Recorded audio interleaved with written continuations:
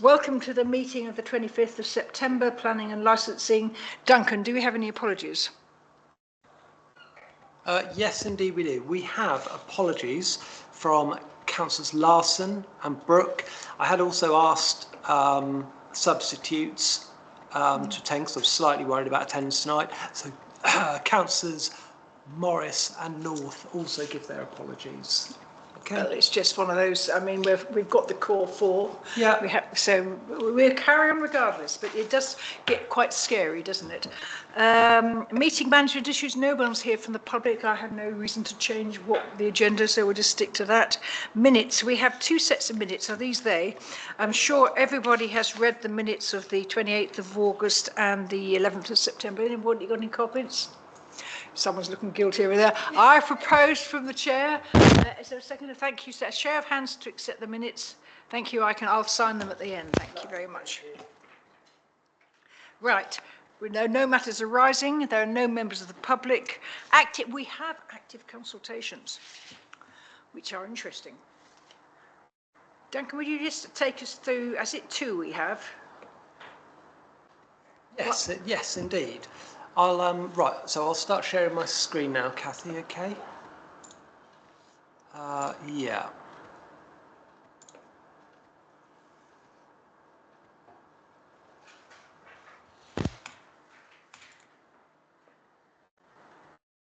Right then, so let me just get the map up as well. Hang on a second.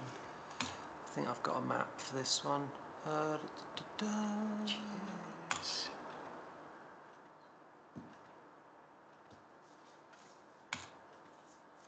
Okay, so yeah, so the first one of these, HAD 294 prelim, the proposed scheme that we're being consulted on is the diversion of part of public footpath 63, which you can see in the middle of the screen there, just where it crosses over the railway. So it's, well, Cornwall Council has received an application for a rail crossing diversion order from Network Rail with a proposal to divert part of public footpath 63 and an unrecorded footpath as well in the town of Newquay at Tren Creek. And we can see that on the attached proposal plan, if I can find it.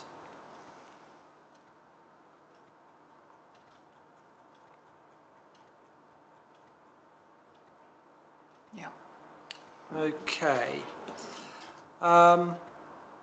Yeah, so in red are the sections of the footpath to be extinguished, and as I say, this is public footpath 63. Which goes up to about, can you make out the letter B there, just where my pointer is? And then the red section north of that is described as an unrecorded footpath. In blue, the blue line that you can see running parallel to the railway line, you have a section of footpath that is to be created. So the footpath, we are told, will be 2 metres wide and will have a pedestrian gate. You know, remembering that we've got the railway line here, a pedestrian gate at point D, which is just here. The footpath, we are told, will have a natural surface, and Cornwall Council have agreed that they will be managing it. As a little bit of background, Network Rail has put forward this proposal as part of a scheme to improve public safety on the railway and is part of a wider project associated with the Mid-Cornwall Metro project, the construction of the Newquay strategic route and the closure of the level crossing on Tren Creek Lane to all vehicles, whilst retaining the crossing for access by pedestrians, cyclists and horse riders via what's called a miniature stoplight system. And that stoplight system will offer enhanced safety features for users compared with the existing crossing for pedestrians currently using footpath 63. So basically I think this is seen as a dangerous means of crossing, and the new set of footpath with its gate at the end will be a safer means of crossing. This is slightly different to something that we see in that it's a preliminary or informal consultation. Whether Cornwall Council proceeds to make a rail crossing diversion order will depend upon the responses that they get back from this informal consultation. If the council supports the programme, the next step will be for the council to make an order, which would include another 4-week statutory consultation. So we may, it's quite likely that we will see this again at some point. Thank you. I know this one quite well because it's just, yeah. just in case you haven't realised, it's the one that cuts across the back bit of Prow Park. And in order to, when you look at the footpath, Mark, the footpath actually goes where the blue line is, but there is absolutely no way in there. The footpath started on that side, but it's been blocked for generations. The red path is actually just a sort of, you go between the houses, there's a little offshoot with half a dozen houses. So you walk up the offshoot and you go by, but you have to know it's there. You go by a bungalow and then there is this gated footpath over the railway line. Let me bring it, I'll bring up the map again. Yeah, I mean, I've done it quite often. Just so people know Where's Prow Park in relation? Here, the red bit is actually the top corner of it's not Prow Park, it's the top corner of the land that was proposed to be given to Prow Park. Let's be accurate about that. I should have pointed out the public footpath to be retained, so public footpath 63 that will be retained, is this black sort of kind of, I don't know how you describe that, but the black bit of path. And if we look quickly at the map there, you can see, here we go, here's Prow Path, here's the path that we're looking at. A lot of it right on the boundary of ourselves and Colon, in fact. About it is it's actually a level lower than the land around it because it's a railway cutting. I don't see any problem with this at all if they can get the owner to agree. You have to know it in order to get there from Train Creek. You actually have to know it's there because there's no signs or anything like that. Going out, you suddenly find yourself opposite houses. I was wondering whether we might make a mention of the fact that as the footpath carries on, and it does appear to have moved slightly over the last few years. We've been given lots of photographs of how it has moved. There is a very high style, and somebody in their wisdom has put a pipe along the top. And I was wondering whether they could actually look at that style, and if they're thinking of doing some maintenance in the footpath, that they could look at the style with the pipe going along the top, because it actually is very difficult to get over. It means you can't use the top step of the style. Yeah. Could I just ask? I have walked this footpath. It's quite rugged, isn't it, in places? And that style, it's a nightmare if you've got dogs, I can tell you, is that's part of the footpath that is being retained, isn't it? Just to make sure. It's probably about halfway down there, isn't it? I just thought it might be worth mentioning. They might like to have a look at the style just to see if they can do anything. John. Is there any response from the Ramblers Association? And in most cases, we do consult them, but this is very important. They should be looking at this. Exactly. But I think what they're planning to do is the original path of the... Now, the problem with it will be that, because I always look at this when I drive down that way, and of course I'm not going to be able to drive down that way anymore, but it's coming this side of the level crossing, and it's quite exposed to the road there. I don't think there's any pavement. I don't know if you can get a Google map of it, of that crossing. We have technology.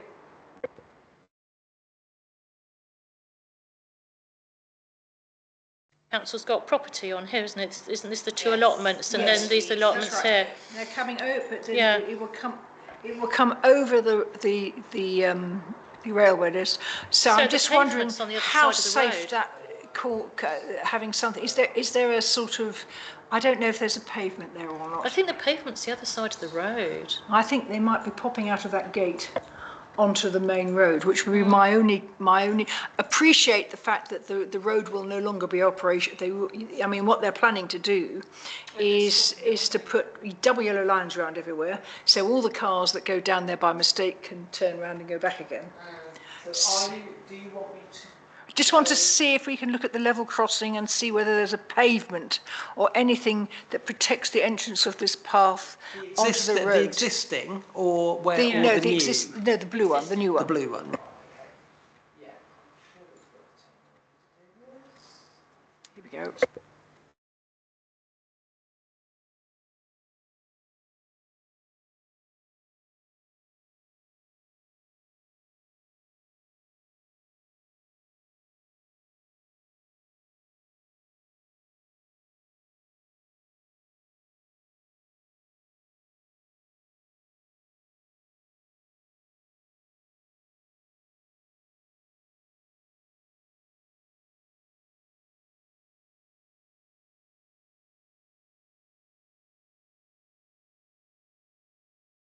I would raise a question. I think in principle, I think it's fine, but I would raise a query as to how safe the access is coming. But aren't they shutting that road access across?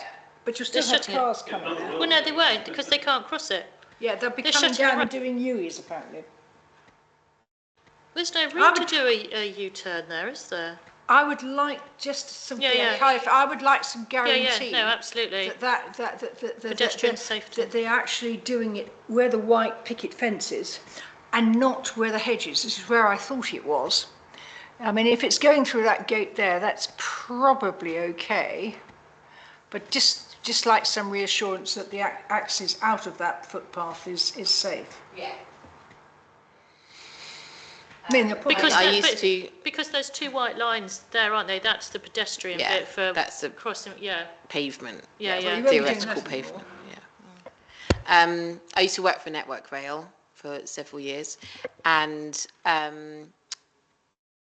one of the kind of corporate policies, we're going back quite a long time, but one of the corporate policies was to try to close footpaths across railway lines where possible, because they do present a risk to access on the line, which obviously can have devastating consequences for people who misjudge the train line. And if that train line is getting busier, and I appreciate it's not the best used path, but if we can try and minimise, people. Yeah. Some reassurance. I presume that what we're looking at, that red thing, is the thing that comes down and stops the traffic going across. Yeah. So, and you're saying that you think it will be going through that white gate.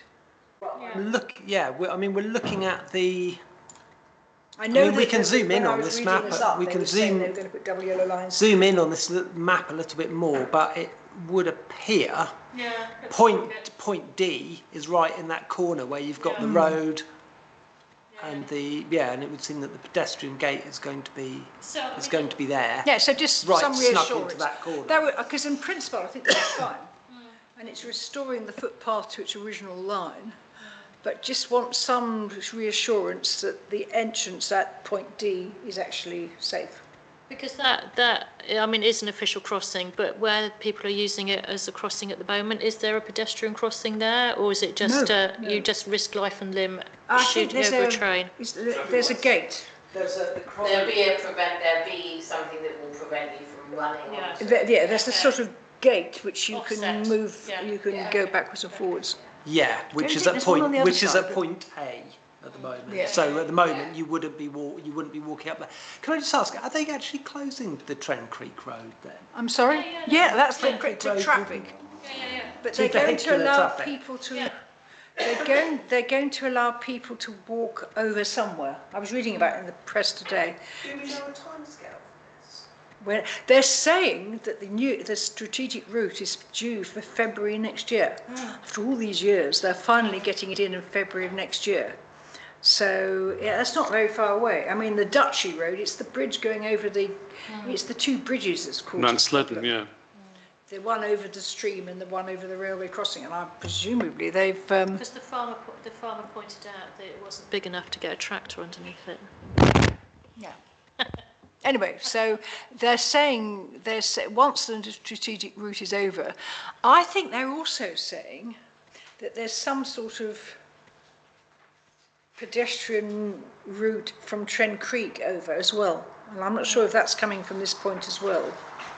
all they're doing is they're closing that path Yeah, the unofficial. on that crossing, but I think they are saying also, I should have brought my paper in, I think well, perhaps it might say, somewhere in this load of stuff, they might say whether...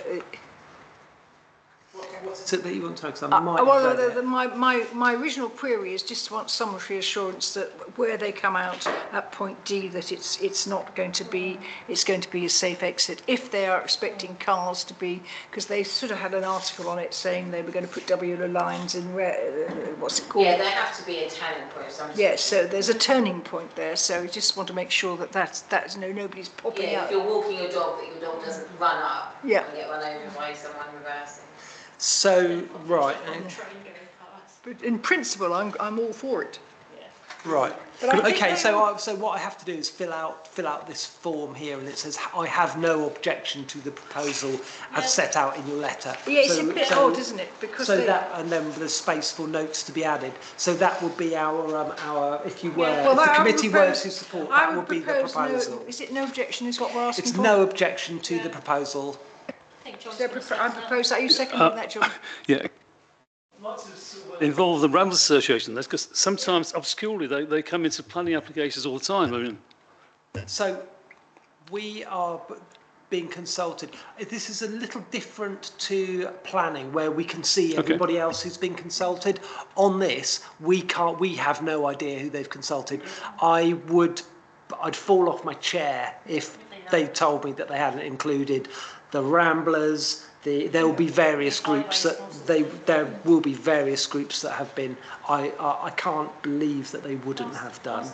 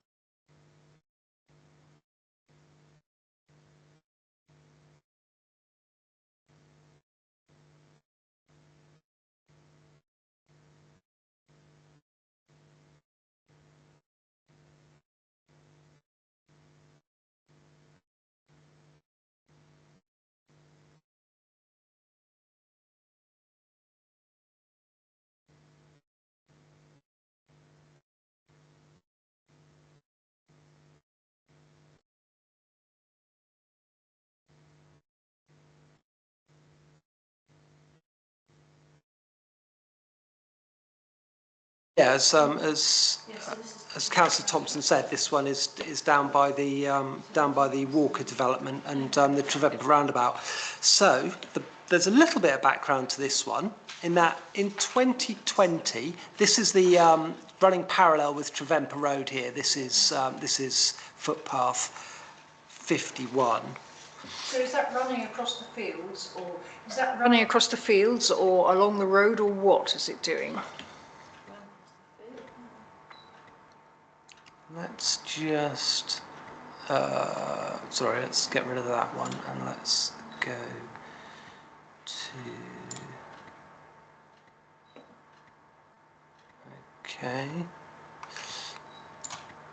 So I'm just trying to get a, that's that one, isn't it? Right. They're using different colours, which is really useful. Yeah, indeed. Just let me find you the overhead of this one.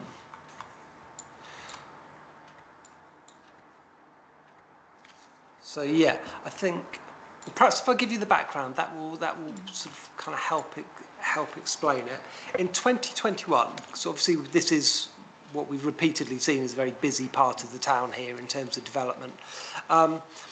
In 2020, footpath 51 was subject to a diversion order, although I believe this may not have ever been brought into force, and this would have been done because of the development of the Walker estate. Cornwall Council have now received a proposed variation to that 2020 order, which was submitted by Walker Developments. So yeah, having sort of asked to move the path once, Walker Developments have now, I believe, asked to move it again. Again, we have a nice map that we can look at. So I'll just there we go. That's the one. So the red line has never been in operation. Is that what they're telling us? Yeah, so that would make sense why they know it was. In black, what we've got is in black, we've got the existing footpath that is due and agreed to be extinguished by the 2020 order. Yeah. Then in red, you've got the route that it was going to be replaced by, but they would now like to replace it with this blue route. A key point here, I think, is... Are they just taking it down the pavement? Yeah. Oh, nice. Part of it. So can you see points G to H?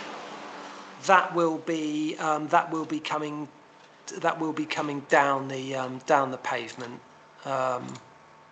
Effectively, So they will be utilising some of this footpath here.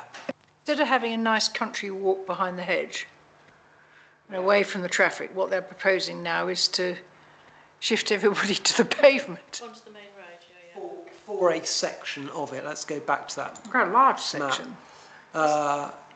Yeah, so I might just pull up that slightly. So yeah, so that's the proposal. We haven't, unlike the other consultation that we've just looked at, we haven't really been provided with the reason for this. I don't know that they necessarily have to provide the reason for it. I presume it's related to the It's a lot easier for them if they just use the pavement. Well, yeah.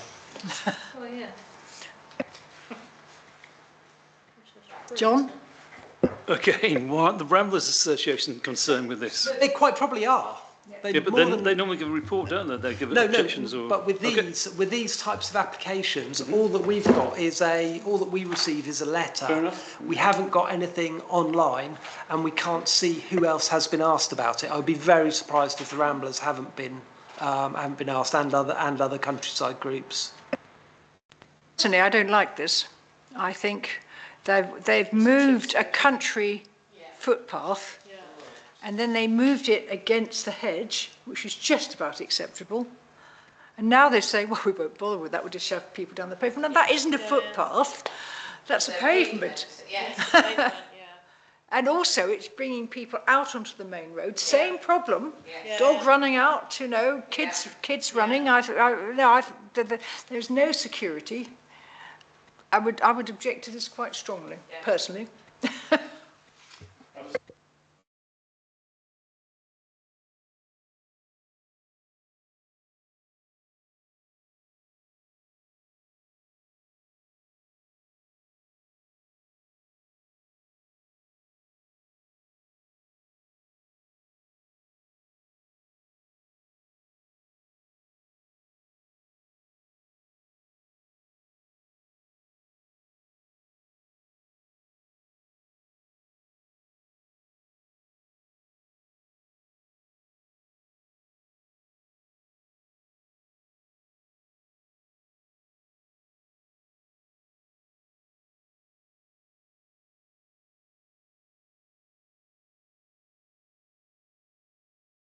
I mean, we can't see the A392 running across the bottom here, so I would suggest that it's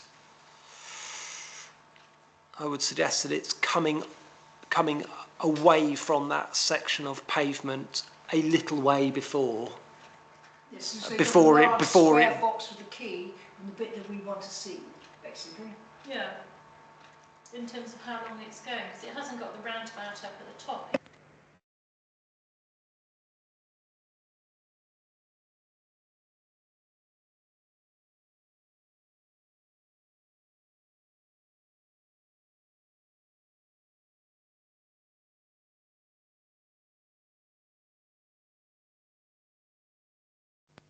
The Trevemper roundabout is going to be an entrance to a cul-de-sac now. Yeah. So that's already agreed. Yeah, so, but I'm confused. I'm confused by the two maps we've got really, because they're. So why they're don't we not- take it down to the cul-de-sac? I don't know where the new roundabout is on the new map. The new roundabout's up here. Okay, because the new roundabout is here. So this map doesn't really bear any resemblance to this map at all. It's on two separate pieces of land. Because it doesn't show where the roundabout is, you mean? Do you see what I mean, Jonathan? On this roundabout, what they had in 2020, there's the green roundabout here that was planned. Yeah. Yeah, and then this was what they planned here, the footpath. So it's But this, what they're planning now, is not the same piece of land. Or is it? Is the new roundabout here? I don't know. This is where I don't know. There's a huge lack of clarity that the two maps don't correspond to each other. There's showing two Well, it different does, things. because you can see that black kink. The black kink on. Can you turn to the map? The same is there's the black kink there. So, Point C and point D. yeah, it's on the roundabout. So actually we're looking above. You're on the wrong bit of image then. You were looking at the other bit between. Oh, the box at the top is the pumping station, isn't it? With this one box here is the pumping station. So you're the wrong side of the roundabout. This Yes. is between the Texaco garage and, which is even a nicer piece of road to walk on. Yes. So if you go back to your Google map again, Duncan, Go to your street it's further view. up. Go on that. You need to be the other side of the roundabout. Uh, No, not that roundabout. The new roundabout. Which is Turn that round. way. Which go towards Newquay. Yeah, go down there. Go down there. Head keep towards moving. Newquay. Yeah. Turn around the roundabout, Right. and then keep going on the Newquay Road. Yeah, that's it. So that So this is the this is the kink. kink then. Yeah. Got you. Yes, and then And right. so we're talking. Right. that's- Okay. Yeah. that's No. where- I'm happier with that now. I'm with you now. they do have a very, very, very narrow pavement there. Yeah. that is really narrow, isn't it? That's But they've ridiculous. They've got rid of the hedge there already. Yeah. So what is that brown? That's the. That's the sloping, the containing wall, yeah, which has got all the adverts on. I mean, that's a horrible piece of road to drive down, to walk down now. I think my argument stands. I still think they're what they're trying to do is they're trying to take the footpath down the pavement on a very busy main road, and they've moved it. It will still be very busy then. Yeah. Oh, Can you drive down that bit so we can see if we can spot where it? No, the Yeah, other the way, other way. the other way. towards That's Newquay. it, towards Newquay, where it's going to be coming out onto the road. Point G, in other words.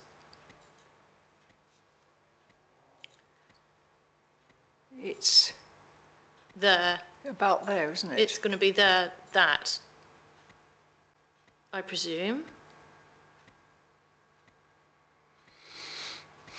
But what is that? Well, that's sort of heading to the brown retaining wall, isn't it?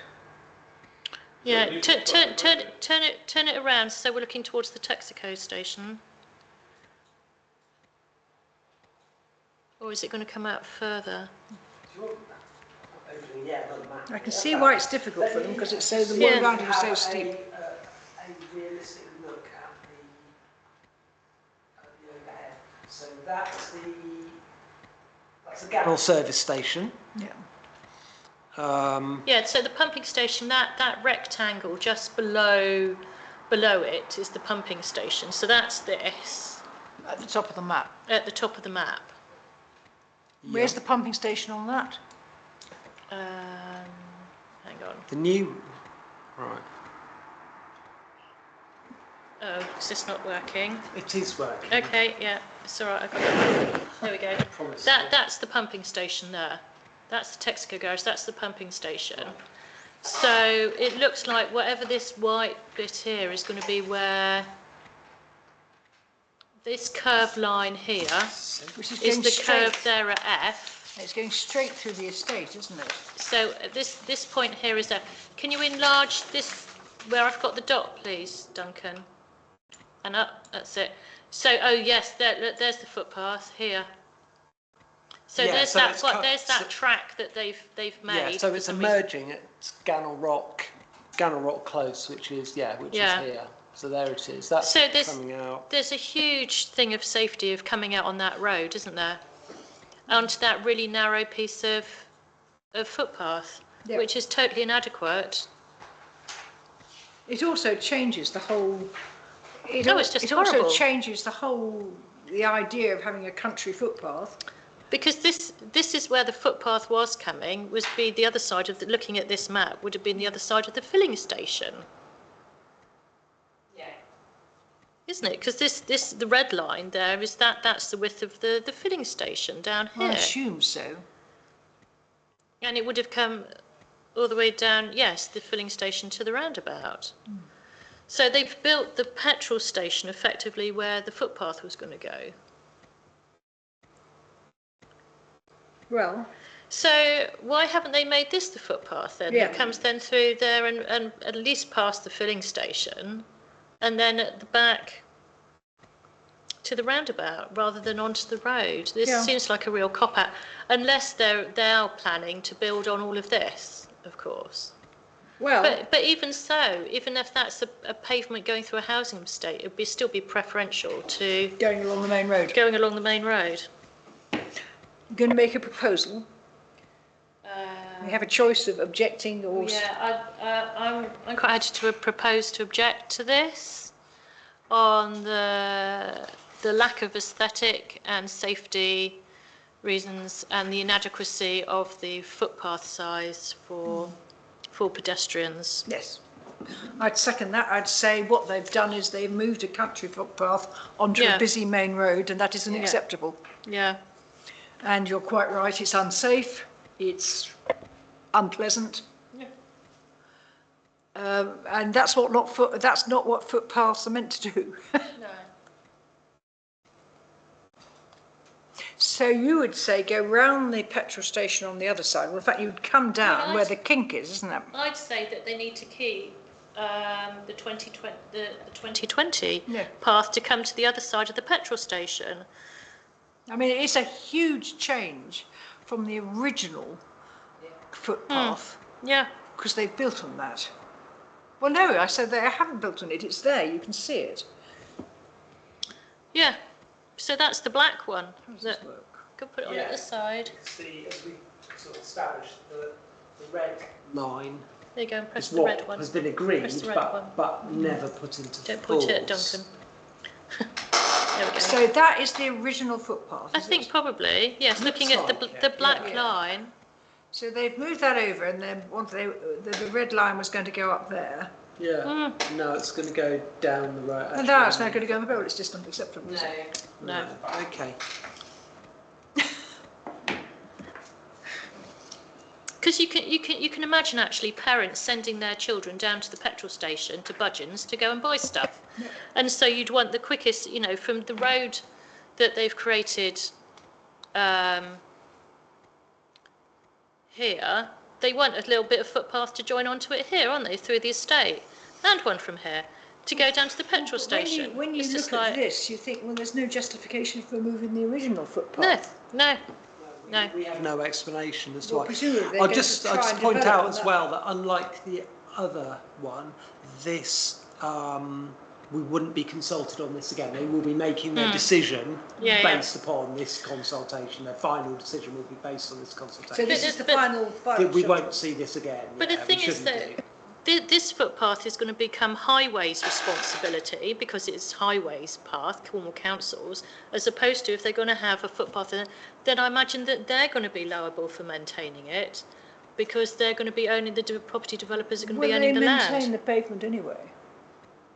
So they won't do anything special for Yes, the but these are footpath. property developers, aren't they, that have put in for this? This isn't Cornwall Council, is it?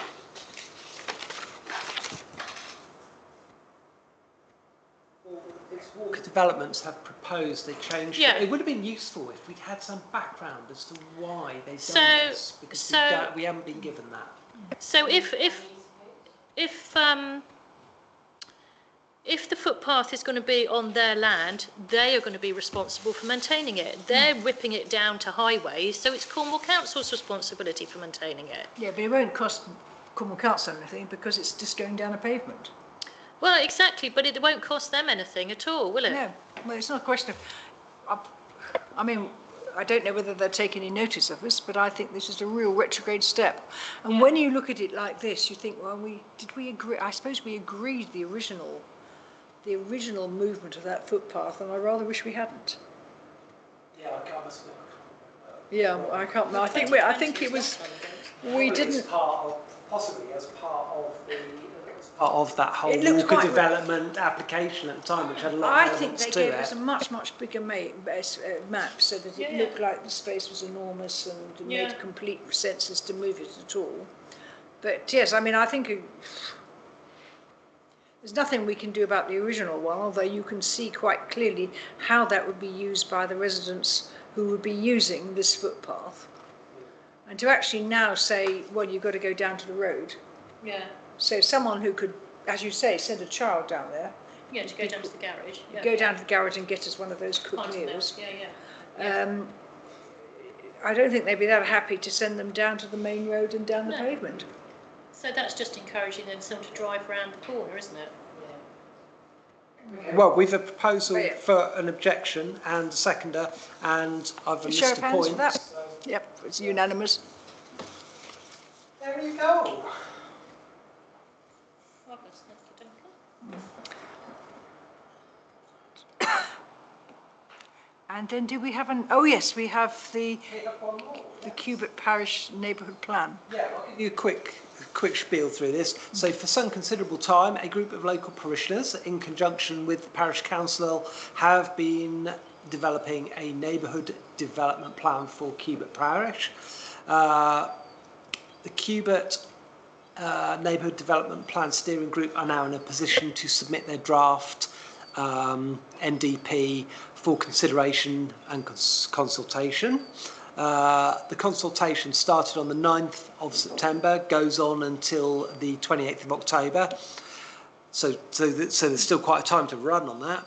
During this period, a public event will be held at which hard copy documents will be available for review. We don't have a date for that yet, but we are told that there will be a public event.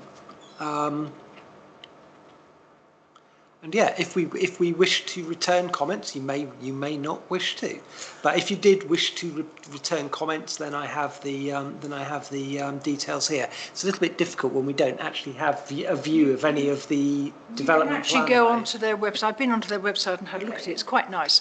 I mean, they're asking us because technically we're an adjacent parish because of that funny little bit of land that's down on the Gannel. You know, it sort of sticks out like a sausage. They haven't got anything special for that. From their point of view, to actually go with your neighbourhood plan immediately before the NPPF and the local plan are going to change, they're taking a lot of risk that their plan is actually going to be in accordance with what's happening on the. What they have done is they've done exactly the same thing as we have. They've done a local design document, system design document, and they're basing it around the various villages, and they're using settlement boundaries as we do. I think they're probably relying upon the fact that up to now all the growth has been aimed at Newquay, not at Cubitt. But there's no guarantee if we've got to sort of double the number of houses we're going to build. I think they could be in a problem with getting this through. But it's a very nice. I can't see anything wrong with the plan. They're trying to keep the same fabric in each of the villages. So they're all lovely stone villages. So they're trying to have a policy that says you have to build with something that looks like the village. They've got settlement boundaries around the villages. They've got it looks like a very professional job. I just think their timing is dreadful. I mean, from our point of view, there's nothing wrong with it. I don't think there's anything wrong with it. Anybody wants to have a look at it. I mean, you'd have to look, as far as the relationship with our parishes, it's a water meadow. You can't do much with a water meadow, so it's there, and they haven't got any. They've got it on a map, but they haven't actually got any policies in it. Duncan? I have the email address here of the chair of the Cuba Neighbourhood Development Plan Steering Group. Do you want me to pass that on to you, and you drop him an email just saying, oh, we were very interested in the timing? And would you want to do that? Does he want to know? He must know that the NPPF and the... Well, he might be able to explain how they're going to navigate this.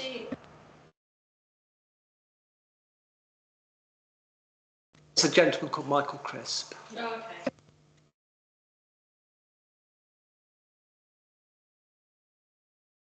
Neighbouring parish, I don't think we've got any. When we see him, we might say, "Are you sure you know what you're doing?" In terms of, we'll do it on a. I think I don't want to be as formal as an email, but I do think it.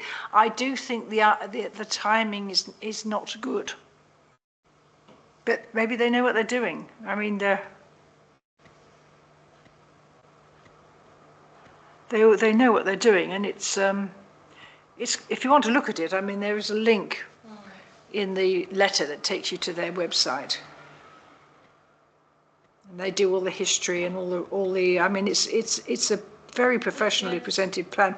I think some of their policies are a bit ambitious. Oh, they've even done the same thing as we've done, the green spaces assessment table and everything. So they've.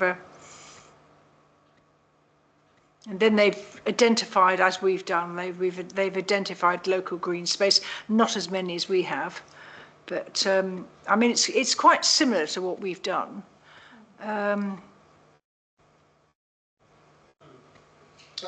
If you're saying as a neighbouring parish we have no comment, then there's no apart need from the for fact a proposal. I think we go back and say congratulate them on a good plan. On a thorough document, can't we? I think yeah. That'd be.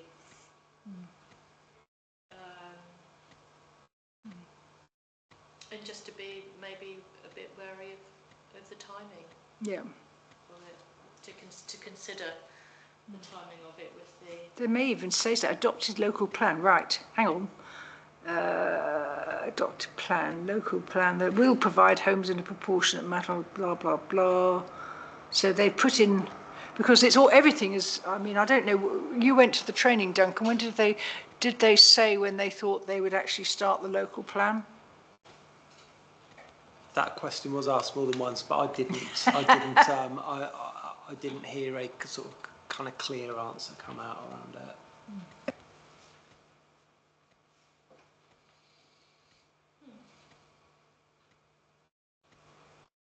around it.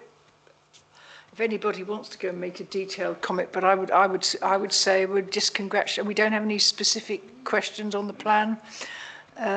Do we want to say? I mean, it could be a couple of years before everything changes. But we've already had the problem where a later document has come in and overridden parts of our plan. So they need to be very sure that Need to be vigilant, don't they? that they're not asking for something to get it. They may not even get it if there is a conflict. They may not even get it through inspection, because I assume inspection will be flagging that up as well.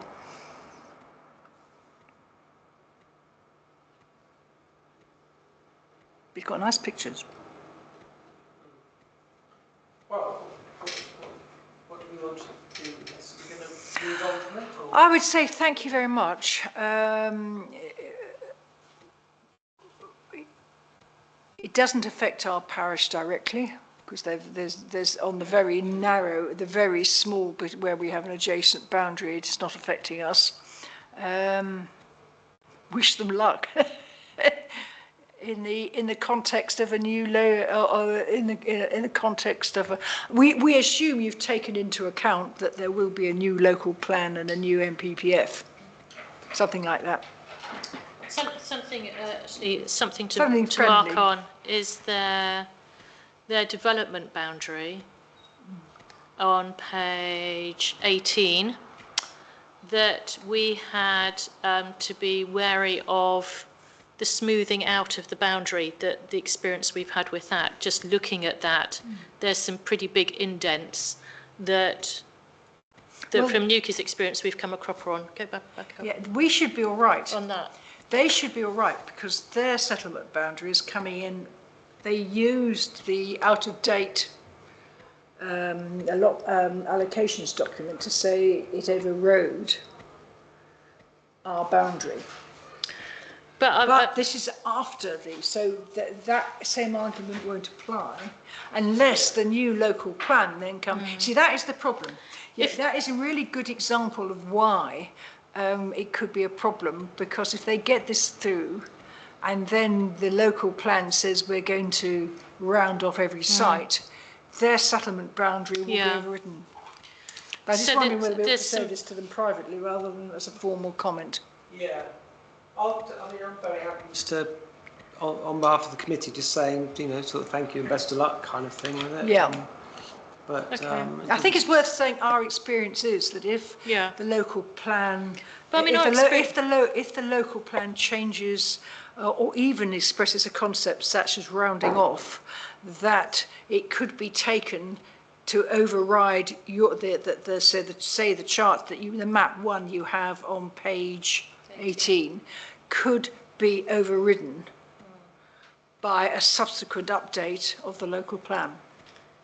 okay. I think we can say that in public because our feedback was a public document, wasn't it, that we had. So we're only saying what we've had in public. It's So, for example, all of these, you're right, Yes, because there's a lot of indents around. there's lots of indents. Holywell's not quite so. Well, even on Holywell, there's a lot of thing there that they could round out the. So it's just. They just need to be aware that that could happen. If Well, I've a couple of bits I can include in an email. I think what happened with us is that a generalisation in the allocations document, and the thing about rounding off was a generalisation, overrode our specific policy. And that could happen with them. Yeah. I'll just show you what I mean on this one. You see that's the outline they've got for Qbert, and you can see it's got lots of indents in it. And then the problem we had up at Atlantic was that where we had an indent, when it went for appeal, they went, oh, we're smoothing the boundary over because we've got a newer policy, and it overrode it. So that's what I was just saying, is just for them to be Of course, that be policy was aware actually of. written before ours, but adopted afterwards, much to our annoyance. But I don't think we need to say anything more. We might have a word with Alan at when we see him at the partnership thing. Yeah. But they must be aware of that. Yeah.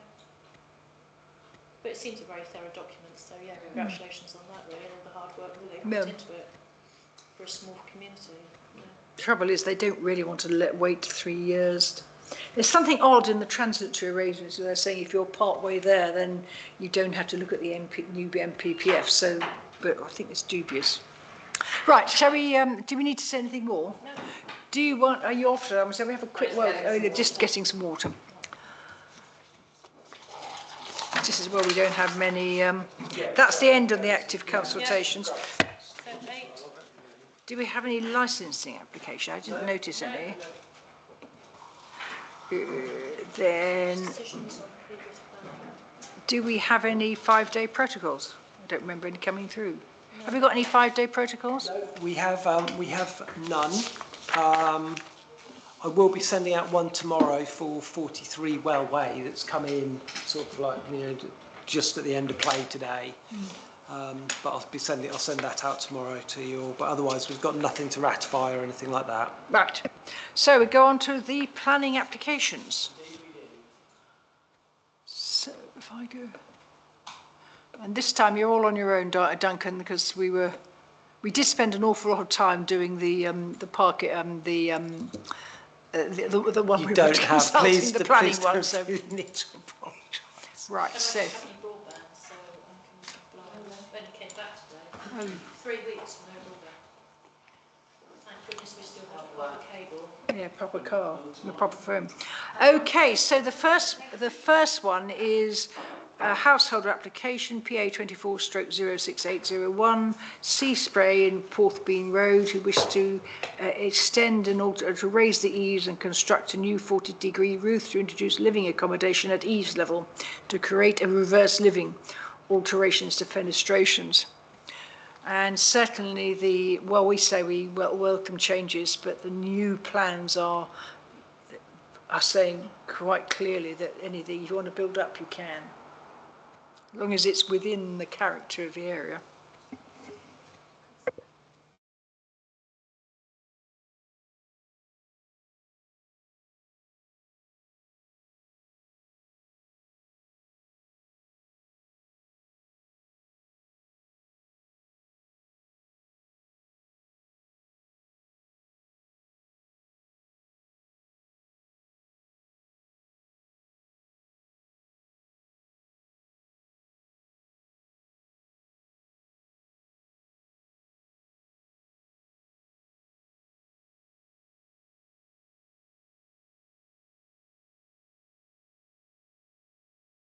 Right, okay. No public comments, but there's the usual stuff from South West Water saying they need to do some work. Ramblers don't mind it, John. Yeah, no, Ramblers have been included on this. And South West Water have noted no surface water strategy details, and they've suggested that highways might need to be consulted as well. Right, so Sea Spray on Porthbean Road. So Porthbean Road, we are looking at Porth Lodge here, and the building that we are interested in is this one here. So this one is set back from the road. It has no effect on the... As you will see from the street, as you'll see from the street scene, it's set back right behind all of this. It's the building that's sitting behind this these trees here. Porth Lodge is just just here, and it's the building behind all of this greenery. The design and access statement tells us the existing property is a single-storey bungalow with 4 bedrooms. It says, while it has served its purpose, it no longer meets current building regulation standards and requires modernisation to provide suitable living conditions for a contemporary family home. Just so that you can see the application site boundary. There you go. So I'm just going to minimise that.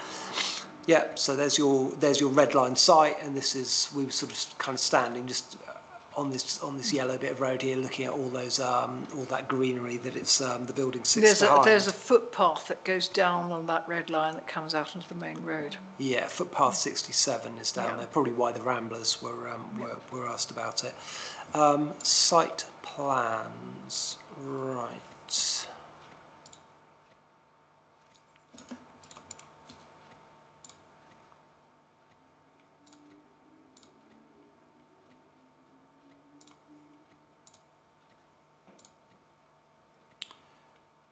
Right, a bit pale looking, I'm afraid. I do apologise about that. Oh gosh, wish this would get out of the way. Stick it down here. There we go. So they're making it, the footprint is going bigger, is it? Yeah, so there's your let's zoom in on that a little. That's your existing footprint. It sort of shows a bit of the internal layout. Note that there's an outbuilding to the north of the main dwelling, and then the proposed site plan. It's not that much bigger, is it? So yeah, we've sort of got a roof plan here rather than the internal layout now. The design and access statement says the footprint of the property remains unchanged, thus preserving the local ecosystem. The ground and first floor layouts are designed to maximise natural light and ventilation, with the existing front and rear gardens and garage retained. So no change to the footprint. We'll look at some elevations.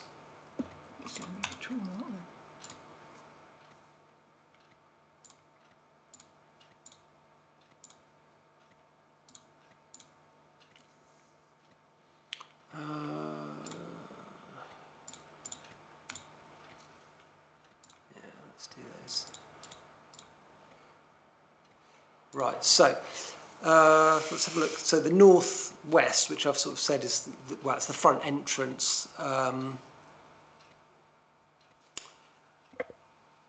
That's your existing, and that's your proposed. So you can see there's a sort of a significant change in whilst the footprint might not be changing, the mass of the building is changing significantly. So the roof is going up, is it? Getting rid of the chimney, the roof is going up. Yeah, and we're also getting, with this large sort of area of fenestration in this gable end, you're getting a Juliet balcony there as well. If we move along to the northeast elevation, that's the side elevation. That's about 12 metres away from its nearest property. That's your existing. That's your proposed. They're not adding much in the way of additional fenestration, but you can see that there is an area of it's an area of terrace there, I think. That's the, let's think, yeah, that's the rear terrace. I just thought I would show you.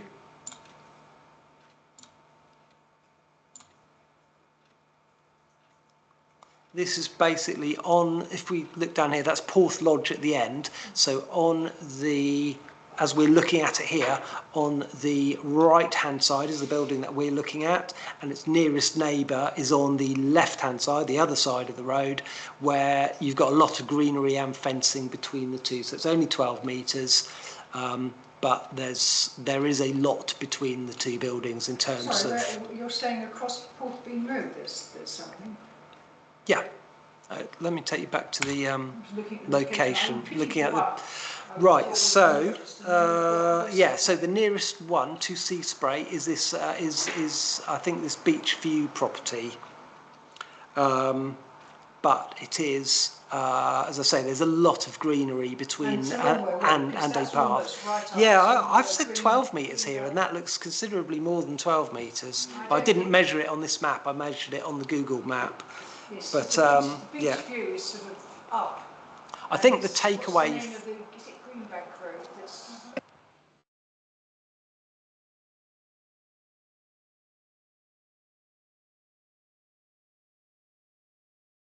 No, I don't know. I don't think so either. I think the takeaway is that although they are creating a terrace at first floor level, I don't think it's going to impact. Well, it doesn't seem like it's going to impact anybody's privacy.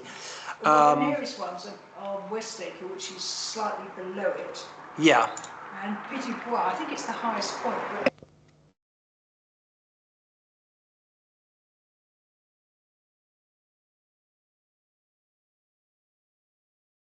But it'll be looking towards Westacre, yeah. So, but there is a sort of a side view looking in the Beach View direction, but I think we've established that that's not going to cause anybody any problems.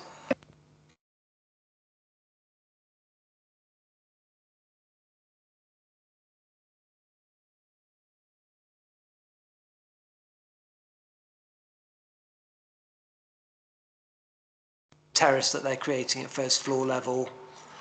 So that's your existing, that's your proposed. It is, what did I measure that at? I don't know, it's just having a look at the location plan again. It's a decent distance. I think I've scribbled down 19 metres. And a lot lower. Yeah. So the road really is quite steep there. Very. And there are no new views being created in the direction of Petit Bois. I sort of did an attempt at the increase in ridge height, which is about 2.5 metres, which I think is what you'd expect. Arrangements remain the same. Do you want to have a look at the floor plans quickly? No, I mean, do you feel the need?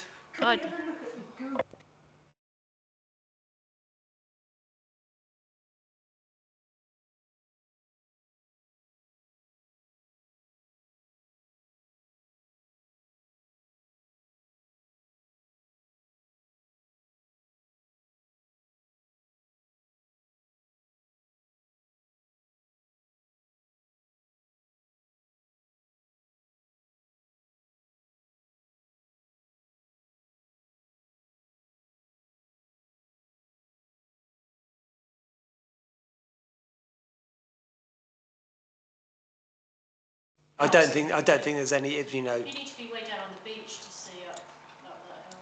Yeah, I know, so. Yeah, I don't think that there's going to be any views So from my that only direction. concern.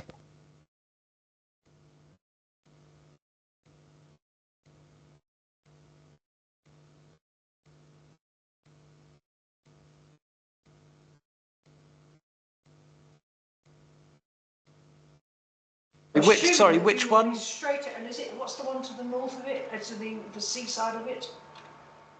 West Acre? Yes, sorry, what's the, I know I said. Yeah.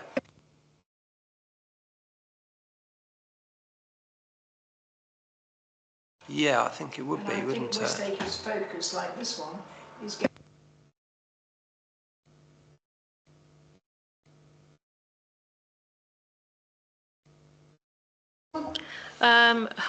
I just rue, you know what I'm like on another loss of another bungalow. It'll be interesting to see when there's a tipping point reached.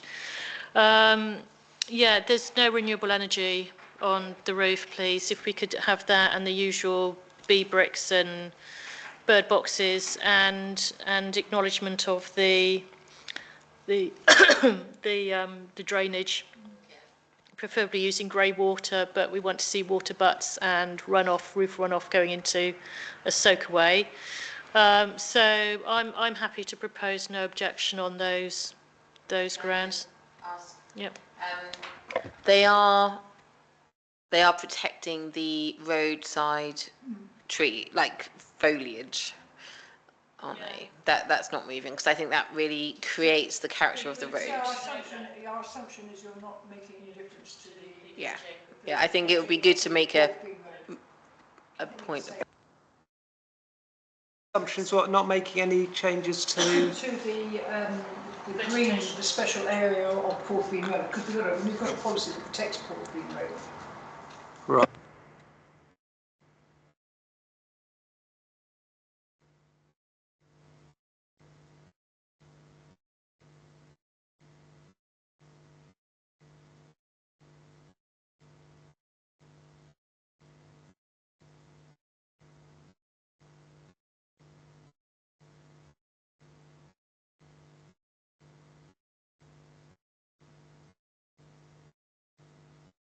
Was proposed by you, Sarah. Was there a seconder for this?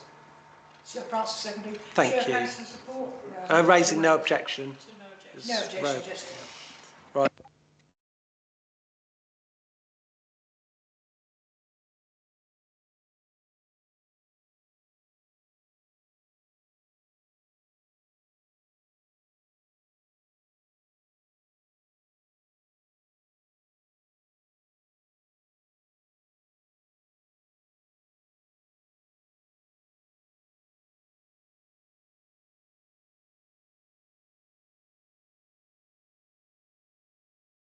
One is just planning permission. Oh, this isn't, well, coming back to where we've just been.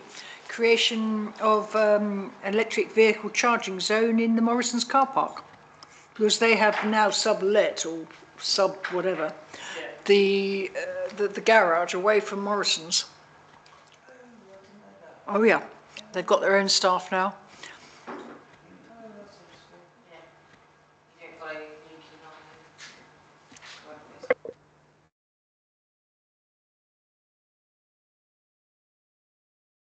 Right. Okay. Again, just in terms of comments with this one, South West Water don't seem particularly happy with the surface water drainage arrangements. And again, seem to have advised a disposal method for highway runoff. Sorry, I think the comments were. I think that they'd added them as attachments, and I probably hadn't got around to sticking them on your comments document. The Ramblers have said no objection. There is a covering letter that accompanied this, which says the UK has committed to reducing greenhouse gas emissions by 28% by 2035 and moving to net zero by 2050. As part of the net zero strategy, the UK government have placed new emphasis on EV charging infrastructure in the UK. And as part of this drive, it's essential there is a comprehensive and competitive EV charging network in place. and the applicant is also taking the opportunity to extend the existing kiosk stroke shop to provide an improved facility for visiting motorists. Have I understood the map correctly? They actually own the blue bit, but they're extending the EV chargers into the red bit owned by Morrison's? Or is it they own that bit of land? So they own that bit of land. So the applicant will, the Motor Fuel Group, so not Morrison's, but the Motor Fuel Group, the application site is the red, the land within the blue lines is also owned by the Motor Fuel Group. But they own the red bit as well, do they? They bought that from Morrison's. It's the application site. They don't have to say whether they own it or not. I think that's what it's telling me, that they bought the blue bit. Yeah. But the red bit is... The blue bit is definitely owned by them, and the red bit, well, I mean, they could get permission for it, and if Morrison said no, then they wouldn't be able to do it. It's as simple as that, I think. So, we've got an existing site layout which shows your fuel pumps and the existing sales building. The proposed, let's just open that up a bit. So you've got your as we saw on the other one, you've got the on the existing, you've still got the sales building and the pumps, but you've also got a proposed extension to the sales building. But then to the south here, you've got proposed EV charging zone. I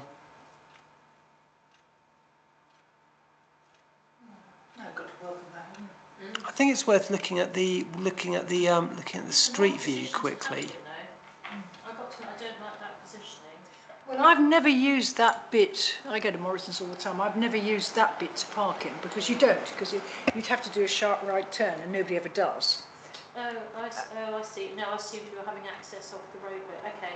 Well, presumably they will have access. Park your car and charge it while you're shopping. Well, I think it's a lovely idea. Yeah. And to avoid additional cars going into that petrol station bit, because that can get exceptionally congested at times. It's a restaurant that can use as well. Yeah. No, I had it coming in from the other way. Yeah. So they're doing it where the bus shelter is. Behind the bus. Behind the shelter. They're Behind the taking bus up. shelter, yeah, They're yeah. taking up what, half a dozen parking places, maybe a dozen. Yeah. Okay. And Right, you- so in actual fact, it's 17 spaces go as altogether. many as that? As many as that, yeah. It's pretty much that whole line there. So it's 17 spaces go, but 3 or 4 new parking bays are being created around the sales building. And this area of concrete here, I think this is where they're extending outwards. This is this yellow bit here. Okay. We do have some elevations that we can look at quickly. Well, once the one down the Trevempo has got the electric power points, I mean, they're not cheap, these power points. I mean, I don't think you'd do your shopping and charge up, but you might arrive from London, do your shopping and charge up. Yeah, so I mean, basically looking at the elevations, This is free. they are adding a single-storey flat roof section to the building. Can I just ask, the additional parking that you mentioned that they're going to propose by the garage main building bit, can you just focus on that again? Just only because one of the annoying things is there is not really that much allocated parking if you just wanted to pop into the garage and buy stuff, and then you clog up the fuel pump area.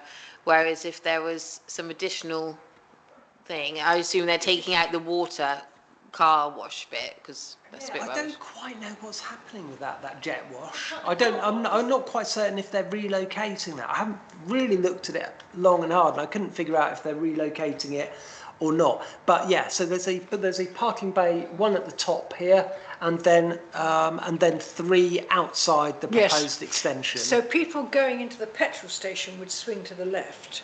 And what they're talking about is providing well, where the jet wash is, it's still marked on the map, but it appears to be overtaken by the proposed extension. Yeah. And then you've got fact, three parking places, but they're saying they're still parking places. I'm sorry, I do apologise. I'm looking at this. I can see there are actually 6 parking places because there's another there's another 3 along the bottom that I'd completely managed to miss. Okay. So yeah, so that looks. So that seems to be what they're planning to do, is to actually. 7 altogether, Francis. Where's the 7th? Sorry, I can see the 3 and the 3. Where's the? If you look up to where the air, where you put air Oh, in the yes. tyres, they've Yes, yes. slotted another one up there as well. Yeah. Can I just comment, is there a disabled parking spot allowance on any of those for some extra space? Not that we've been told, no. Commenting on, that would be one of my comments, would But be... they have disabled parking on the other side of the road. I mean. Yes, I know, but sort of, as you say, if... Yeah, but if you're a disabled person, just want to pop into the petrol station for a pint of milk, not get embroiled in Morrison's, then, you know, you'd want just that demarcation of a disabled space, I would have thought. Yeah. And with the EV charging bays as well, that at least 1 or 2 of those might have some extra space around them. I don't know, it might already be that there is extra space around them to allow for disability. Well, they look like the ones I've seen. They look like they've got enough quite, space, yeah. Because they're actually, what they're doing is they're providing only 8 charging points. So there's quite a lot of space between. So you're presumably sticking. That would have had 17. Yeah. I think I worked it out as 17 parking spaces, and it's now going to be 8 charging bays. 1, 2, 3, 4, 5, 6, 7, 8. Yep. Quite spacious. And again, can we have some renewable energy on the flat roof, please? That could at least, you know, pay for lighting in the shop and the, you know, bee bricks and bird boxes, especially with the shrubbery at the back, would be quite nice. Are they doing any renewables actually on the charging things themselves? It's probably not. Oh yes, hang on. No, there's a substation there. So, no. But I mean, I welcome what they're doing. I mean, Yeah, it's something that Newquay needs. So I'm quite happy to propose no objection with those. Why no objection? Why not support it? Because I think there's like little concern things that I'd quite like them to actually take hold of. And there's the whole thing as well with the water as well, that South West Water haven't. So it's not the final job. It's not compliant. Yes, I support them in theory as to what they're doing, but in terms of a planning application as a whole, then I find no objection with some tweaky bits and addy bits. Because that nice flat roof, they could easily put PV solar panels on the top of that. Second of that? John seconded. Show of hands for no objection. Just a few queries, but welcome the development. Yeah. I think that's unanimous. Yep.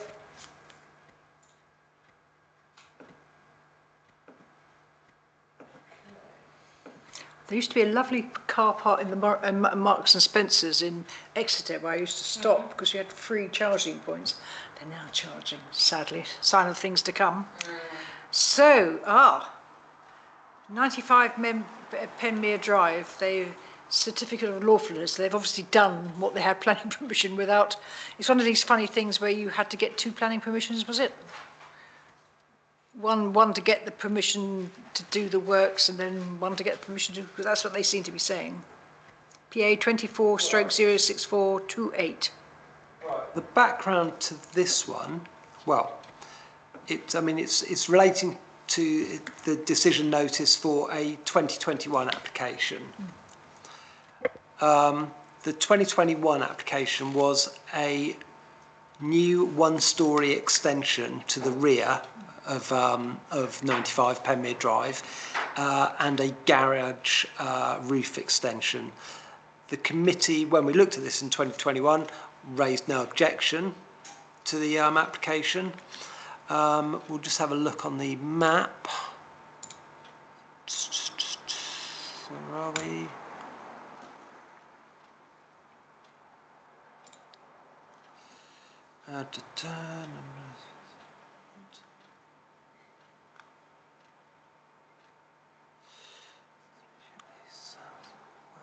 Right.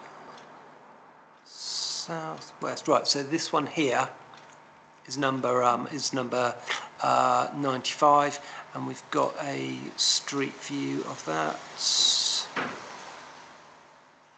Okay, so this is property. So in 2021, we raised no objection to it having a single-story extension at the rear and an extension, or a garage roof extension, it was described as.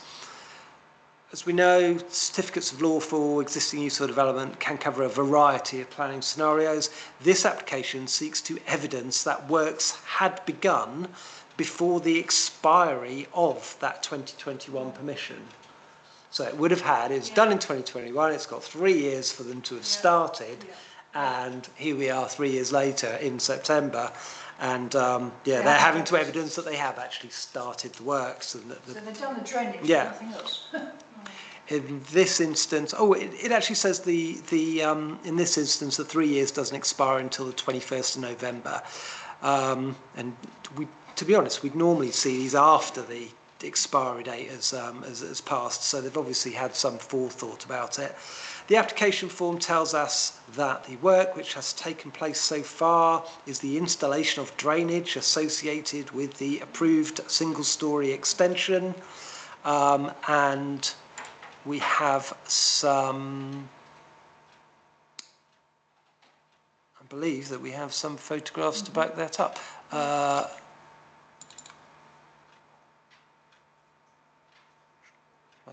We'll just speed up. Yep, there we go. So that is the drainage relevant to the extension, as opposed to they're just not putting a new drain in for the house. Such cynicism. Yes, and indeed. Funny enough, I was going to say exactly the same thing. So yeah, we have some pictures of the work being put into place and being completed in August. I mean, typically we would just say that, subject to we're happy, subject to if the officer's happy with the evidence. Propose no objection. Yeah, I'll second that. Subject to the officer. Because I mean that drains at the side of the house, not at the rear, isn't it? So.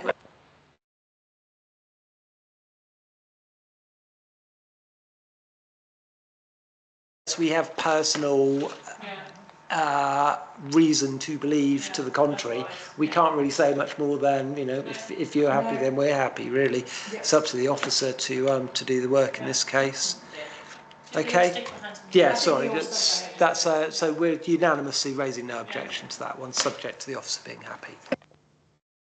The next one is back to the mini golf we had last week, where we had the air conditioning on the top.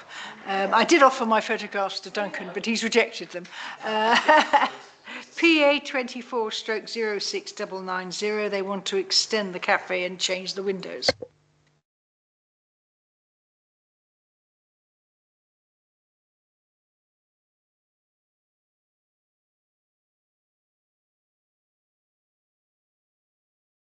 Back in June, I think it was Andy Curtis who started sort of tapping me on the shoulder and saying they're doing all this stuff down there and they've got no planning. Anyway, and when I made inquiries, there was an ongoing enforcement investigation in place. Right then, we can make that a little larger, couldn't we? So, the red line site, which is the building, and then the blue line site is the wider golf course. I've got my notes here say this is one of those applications where it's useful to look at the floor plans first. So let's have a look.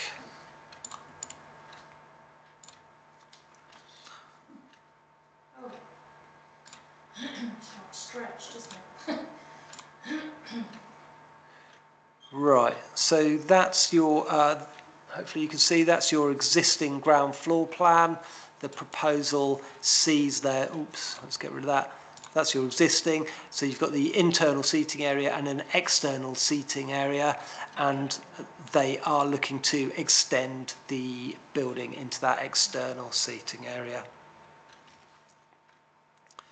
I think the roof plan is just going to show the same, basically a shorter building and then a longer building.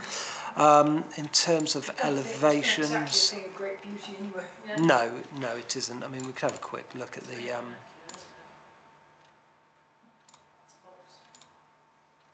Yeah, I mean, really, I imagine with our lovely summers, they're just keen that more people can enjoy food there and not get absolutely soaked. Is that what is they're doing, expanding the cafe?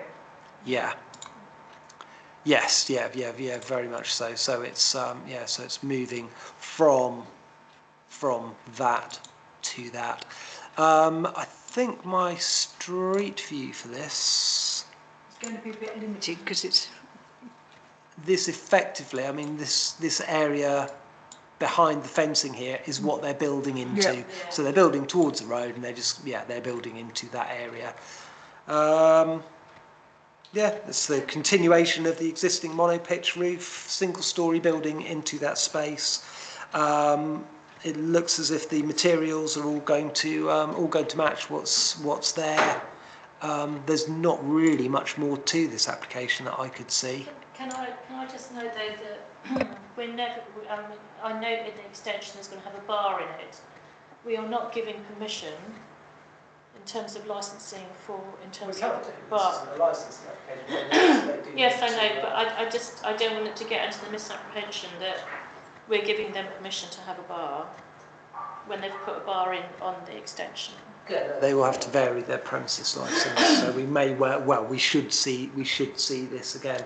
It's potentially one of two applications that would come our way if they would simply move. If they had a bar that was, for instance, 3 feet long, if they were simply moving it into a different place, then that could, within the building, that could be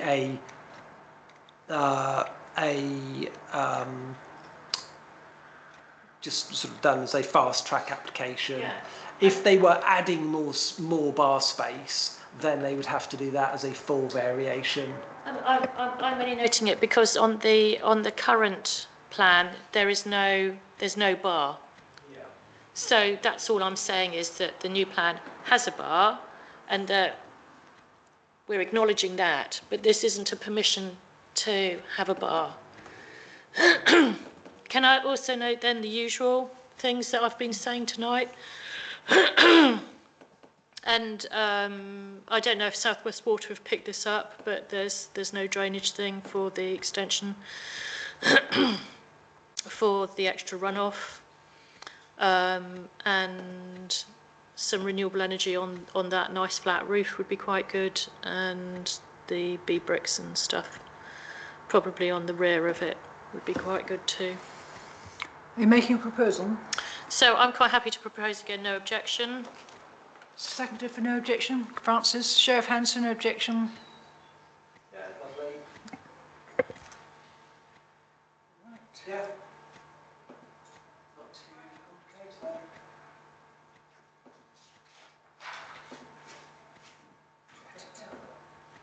Well, it's our some time. We've only got 2 more to do. Is everybody happy to carry on, or does anyone want a 5-minute break? Fine, carry on. Yeah. You're right, John. Do you want a break? Yeah.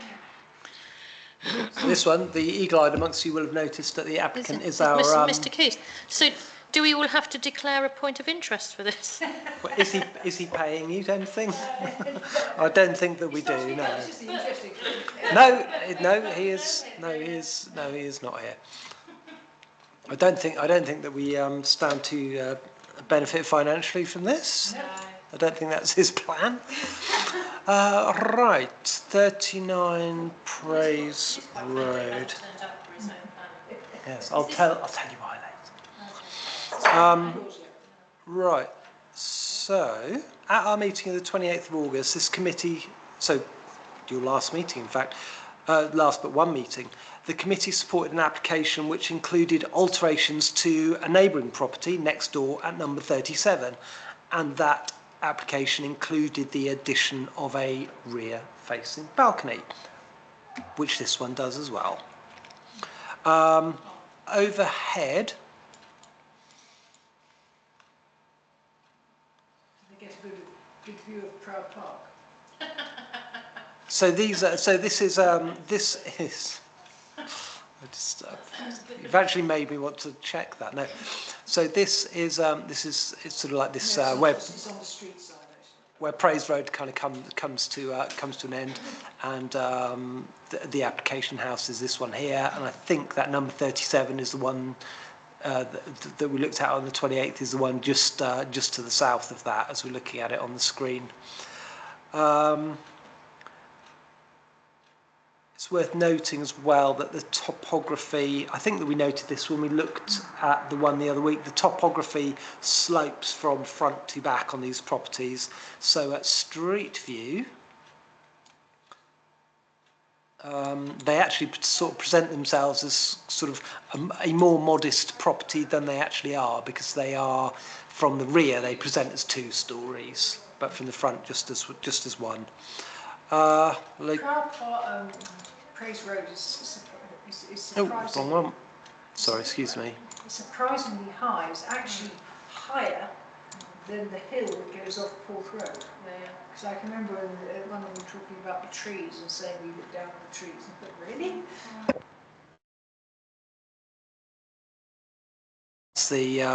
That's the application site, so you can see it's sort of like, you know, reasonably generous plot there. Let's have a look.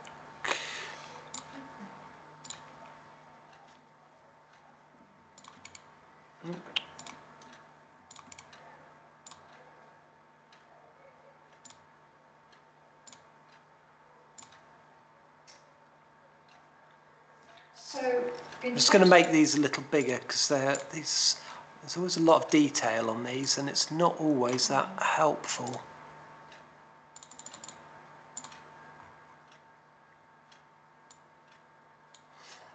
Right. Okay. So that's your existing site plan. You can I think that you'll be able to see that there's a conservatory to the rear, and the proposed. We've got a number of elements going on here. So that's the south elevation of the conservatory on, is that right? No, it would be the east. One of those. So the rear of the building is the east.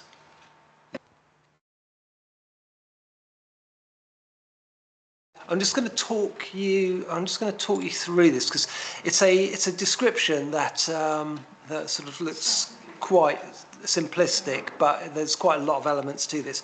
So you've got on the left side of the picture that we're looking at on the screen. They're probably, yeah, they'll be to do with the finished floor levels, I think. It's more technical information than we need, it really is. For a plan, great for an architect, but for us it's just getting in the way of seeing what we're looking at, to be honest. So we have a dormer extension at the front here, with the roof lights on it. The dormer extension to the street elevation, which benefits from roof lights, and a new pitched roof dormer, which, as you can see, looks like it faces onto a new street-facing terrace or balcony. Okay, I'll probably call it a terrace, to be honest. And that terrace would be at first floor level, I think we'll see from the, if I remember rightly. We have a 2-storey rear extension. So there was a conservatory at the rear, which is going to go, and that's replaced by a gable-ended extension, which spans half the width of the building. And then just above that grey area, you've got a section of open terrace, which sort of spans the other half of the building, roughly half of the rear of the building. There's a side extension that's being built onto the south side of the property, and the existing side extension, which you can see just here, building, that dark grey square, that's going, and it looks like they're putting additional parking there.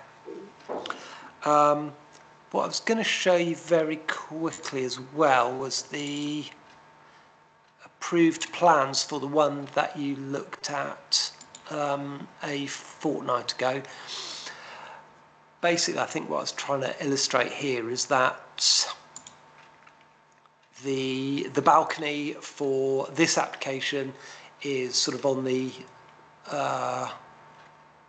on one side of this rear extension, and the balcony that the neighbours are putting up is effectively on the other side of it. So the balconies would not have a view of each other; they would have a piece of building between them. Does that make sense? Yeah. Okay, elevations and floor plans. These are horrible documents, I think, because they've got so much on them.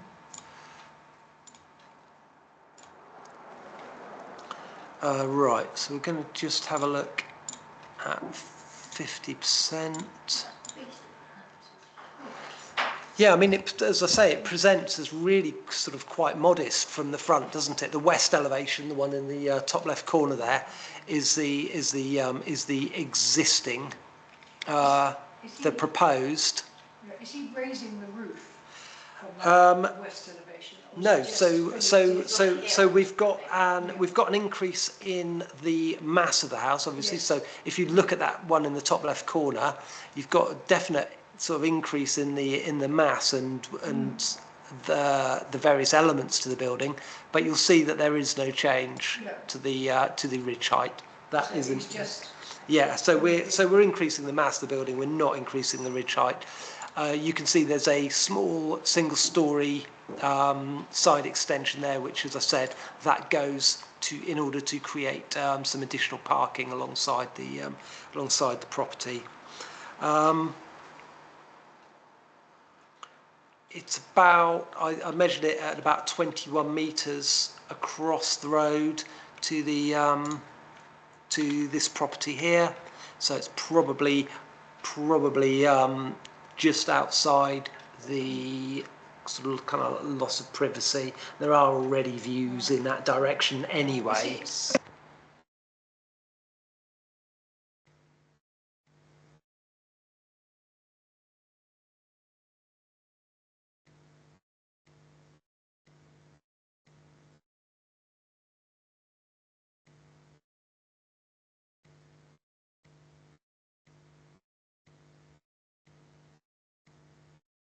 But those views, I suspect that the planning officer would be quite happy that that's not going to add to any overlooking of that property. I think this is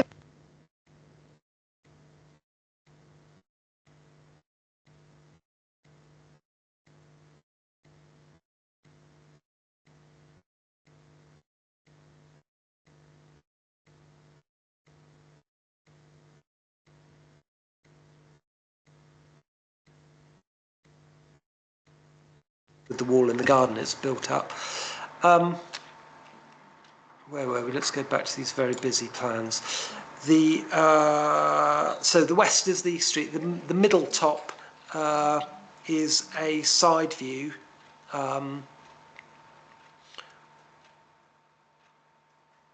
It does create a new view at second floor level. Well, some new views at second floor level, but they're not really facing anybody because if we go back to the location plan, they're kind of sort of facing over here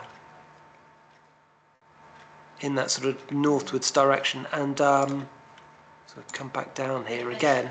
You can see it's in fact, if you look at it from overhead, where are we?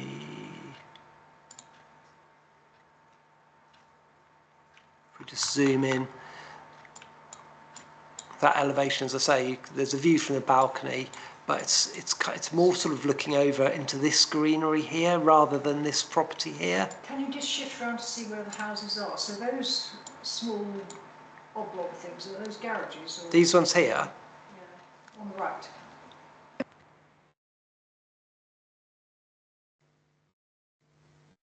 they're garages, and it kind of because of the slope, it just looks straight over the top. I think this is what we'd established when we looked at the balcony for number 37, that there wouldn't be any overlooking of these because they're set lower, and it's just sort of. Can you just draw it out a bit so you can see what they? Because there's no houses anywhere near it, is there?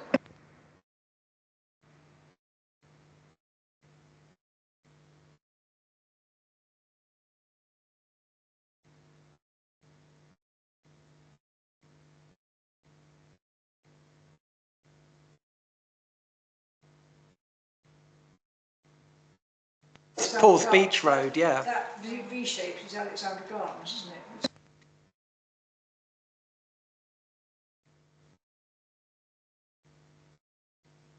No. The thing just gave them a view down to the sea, didn't it? Yeah. Let's quickly go back to this. We've got the east elevation. That's the rear. There is already, as we've said, these buildings present as two-storey when seen from the rear. There is already mutual overlooking of each other's gardens, so you're not creating any new views. Whilst it is, it's making it, it's making that outdoor space. As I say, that gable end would be stopping any sort of sideways views straight into next door's new balcony, or looking back into next door's property, and there's a level of mutual overlooking that exists already, so I don't believe there's any loss of privacy there. Yeah, because when we looked at the neighbour, they did have obscured on their terrace, on the new terrace they have a solid wall at the end though, so number 39 wouldn't be able to see into them. Right, okay. So I remember that. Yeah. That by putting the whole rear extension instead of a screen. Can I just say, well done. It has got solar UV panels on the roof, and it has. Looking at the plans, I can see at least 3 water butts. So. Oh really? Yeah. On the lower ground floor. When it comes to some of these things. Yeah. This is good boy. But we haven't got enough detail on there that's been given for the bee bricks and the bird boxes. Then, sorry, Andy. But I'm quite happy to propose no objection on. Well, I think support this one. Yeah. I can't see any reason. I don't think it's pretty. I think the clean lines of the original have got very, very messy. Yeah. But that's what's happening now. So, did you say, Francis? Did you say you were going to second that? Yes. Yep. So, show of hands for support, providing we get the B blocks. I will include. We can't force him. We can encourage him. I will include that. Yes.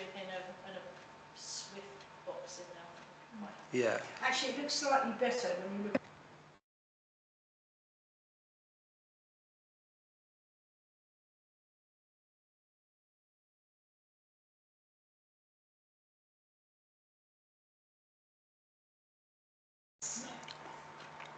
So yes, I think that's the front, the bottom image there, and then ladder going up.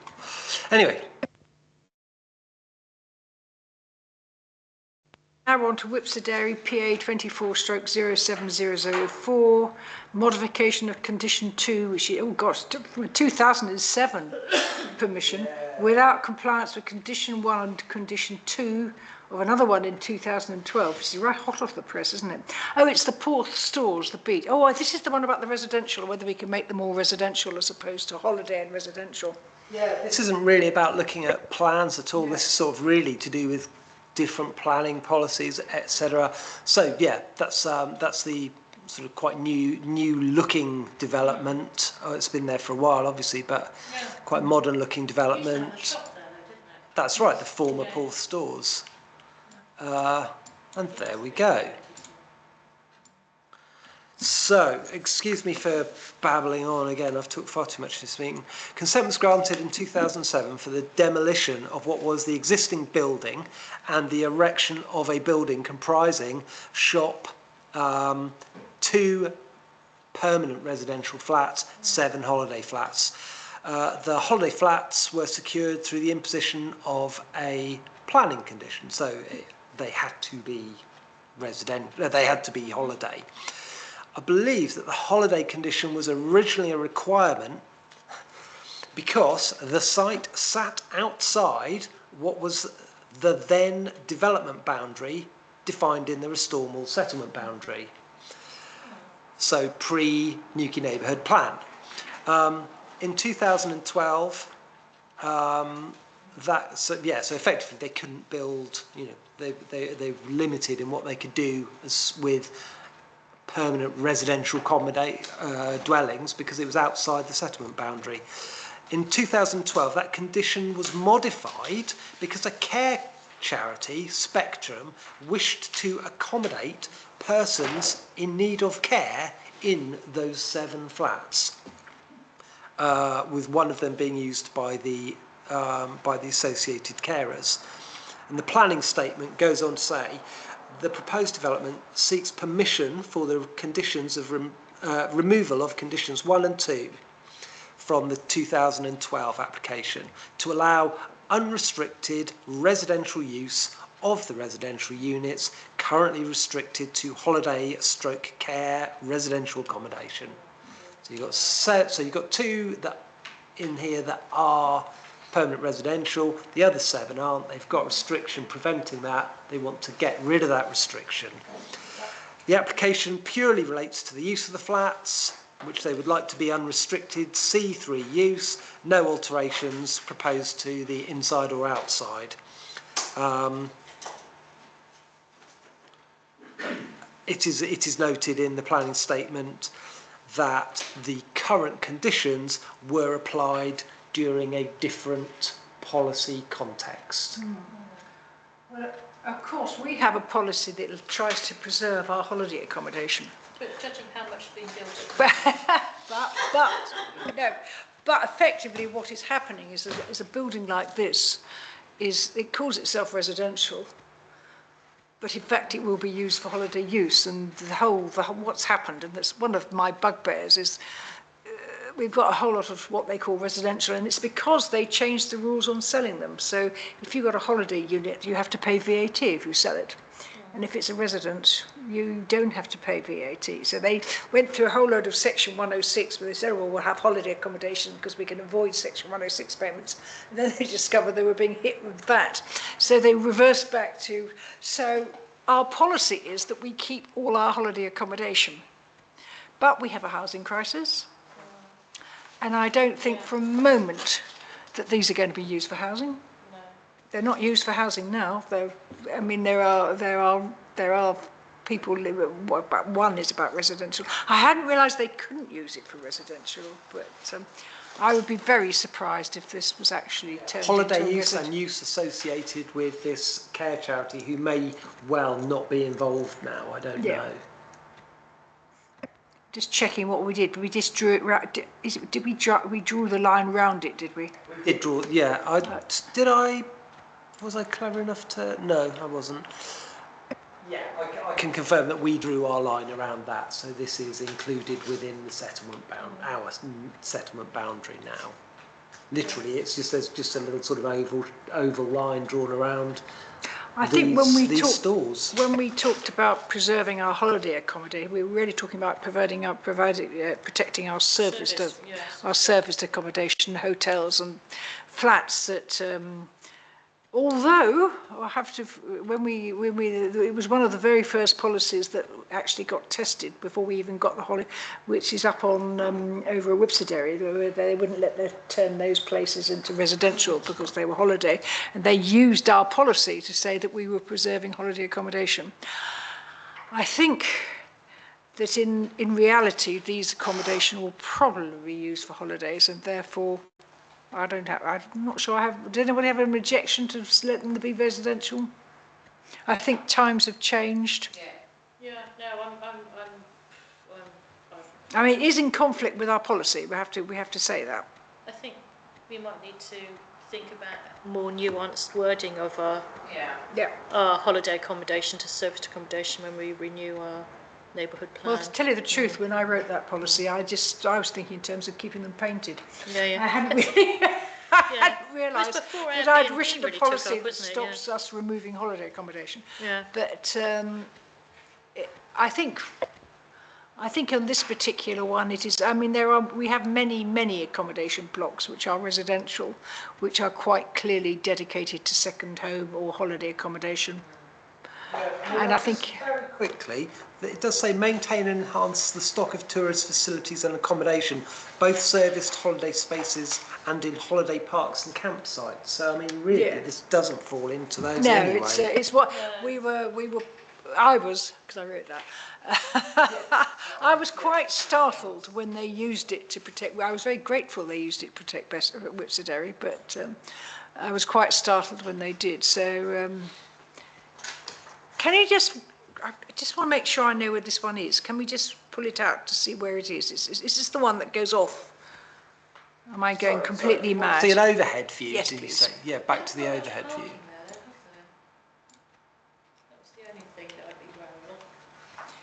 Is it? Well, look at the parking behind. That's their car park. It's not. Yeah. It's not Oh, on the okay. road, is it? It Okay. goes. Is this the one that goes up a lane and? No, the big flat, It is on the main road. Yeah, yeah. So behind those 4 vehicles. yeah. So there's some parking at the front there. I don't. I think when I read the papers, they've got one parking place per. They got one parking place for. So it does breach our. Are they? Do they do anything on?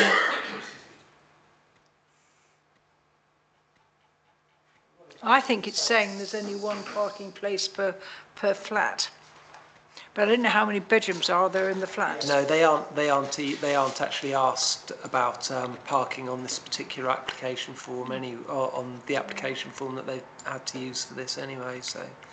So we would have no detail on that at all. It's just it's about the use. It's about the removal of the conditions and the use class. I'm happy to support, no objection. Yeah. I'm just having a quick look to see what the planning statement is saying about parking.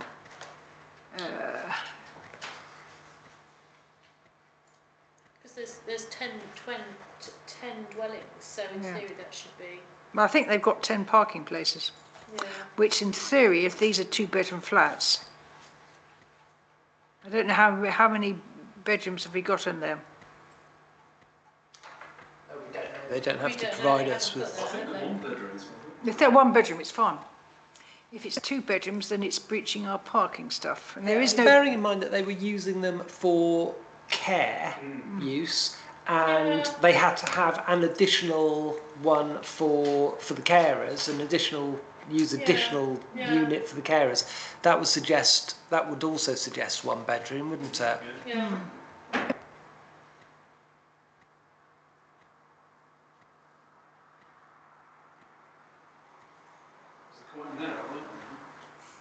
I think things have moved on. Yeah. And I think we also have to look at we'll be looking at several things when we get to rewriting the neighbourhood plan. Don't think it says anything about. Carefully doesn't mention our planning policies when they talk about what's. But I think it would be. I think no objection is probably right under the circumstances. Who's proposing that? I propose that, and then Francis seconded it. Thank you very much, Sarah. Show of Francis, hands. I think we're all. Yeah. that's your planning application's done. I think we've still got 9 minutes left. God, Oh, we should. Make sure we finish right. that would be good. Go back to meeting green. So then we have we changed our terms of reference and risk assessment? Not that I'm aware of. Right. Reports and the associated recommendations from working parties. Yes, we put in Duncan and Jake very kindly put in the responses to 106 questions. Nobody actually came back. Jacob did the work. I can't take any credit as Jacob did. Did he have to cut and paste everything? Is that how He it did, worked? but he did it very nicely. So. Yeah, he came back and said, there's a yes/no question here.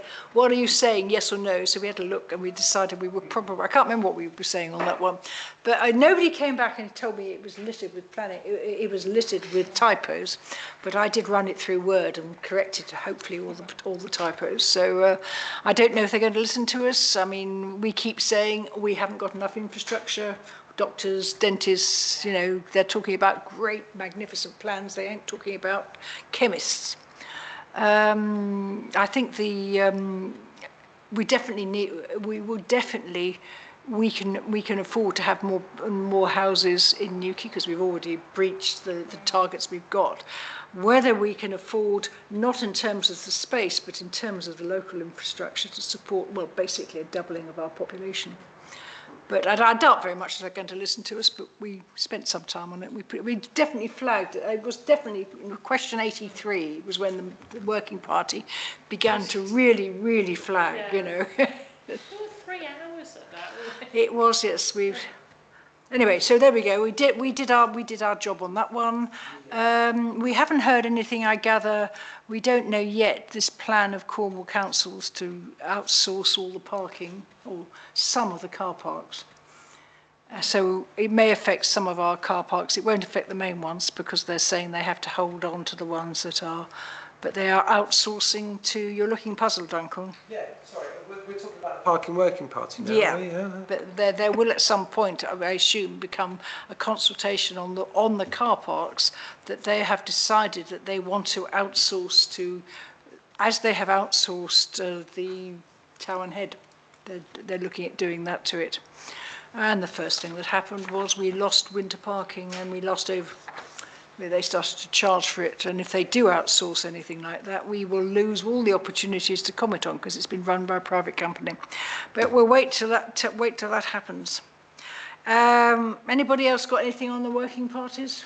Not on the working parties. No. Financial. Have you spent any money? No purchase has been made. No payments to authorise. We don't need to buy any more of these magic toys, which we said about. Do we have any other correspondence? No, we've received no other correspondence. Items for information discussion only. I do not. Sarah, do you have something? I was just going to say, did anything go into question the development that they're doing at the market on Chester Road? John and I were talking about this before. No, we haven't. But if you'd like to, if you'd like to propose that I contact enforcement, could you? I'm proposing that Duncan contacts enforcement to the extensions that are being built at the market on the south side of the market at Chester Road. Because as far as we know, there's no planning permission for them. No, as far as we know, and they seem to be extending from what was the footprint that was there. Yeah. I mean, very briefly, I did contact them when they contact enforcement when they started demolition works, and they said, well, in all likelihood, if it's not much, then it could probably be had been taking place under permitted development. But now they've started building, we do need to. So that was Sarah proposed that. Are you going to second that, John? I was going to say something. There's asbestos on that site as well, and they should have special precautions on site. Not a planning matter, though. That's building regs. Yeah. Well, it's health and safety, really. What we're saying is we think they ought to have planning. Because there's a big fine for one of the hotels on Cliff Road about sort of no precautions for the asbestos. I'm sure that if we raise this with enforcement, I think what we're saying is, colleagues, if we have proper plans, then you'll have all of that stuff that comes in as a matter of course. Just a seconder then for me to contact enforcement. Frances, I think, got in first because I think she's ready to go. That's it. Yeah. So, anybody else got anything to say? So, the date of the next meeting, golly, it's October already. 9th of October, Wednesday. I have apologies. Okay. You'll have to make sure everybody else attends, or at least one other person attends. So, thank you very much for today. Well, 5 minutes in. Amazing. Well, six applications are not too difficult. Have you switched it off yet?